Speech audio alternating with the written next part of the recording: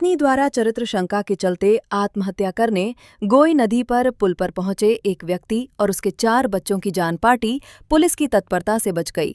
व्यक्ति 4 बच्चों को कपड़े में बांध कर रखा था और बच्चे रो रहे थे और आत्महत्या का प्रयास करते दिखाई देने पर वहां पर मौजूद लोगों ने तत्काल पुलिस को सूचना दी।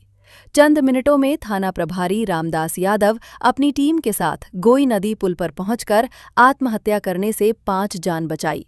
थाने लेकर गए और उसको समझाइश देकर परिजनों के सुपुर्द किया।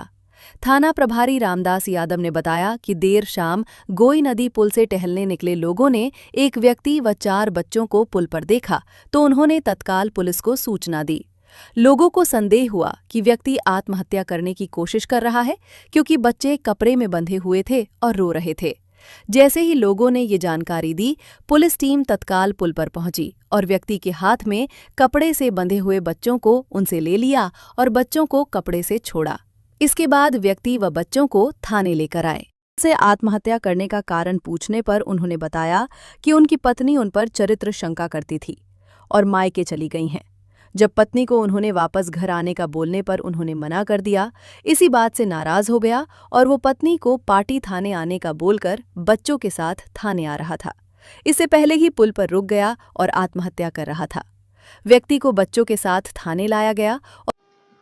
एक 33 वर्षीय व्यक्ति है और जो कल रात को अपने 2 बच्चों को एक टॉवेल में बांध करके एक बच्चा गोद में वो एक बालिका का हाथ पकड़ करके मोटरसाइकिल से अपनी गोई नदी ब्रिज पर उतरा और उसने ऐसा कोशिश की कि नदी में कूदने के लिए तैयारी करने लगा। तभी वहां से गुजर रहे पाटी निवासी पवन एवं विक्रम को बच्चों के रोने की आवाज आई। उनको संदेह हुआ, उनके द्वारा तत्काल मुझे फोन लगाया गया कि सर हमको ऐसा संदेह हो रहा है कि यहाँ पर कुछ ऐसा होने वाला है।